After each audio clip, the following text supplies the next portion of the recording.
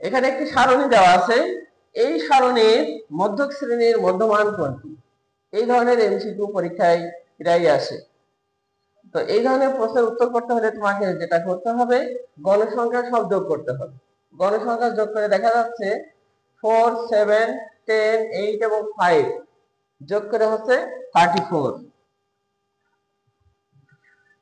এই 34 কে তোমাকে 2 ভাগ করতে হবে, কত হবে? 17।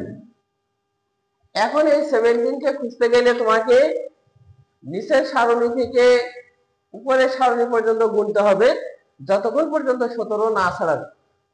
তাহলে আসো 5 এবং 8 কত আসছে? 13।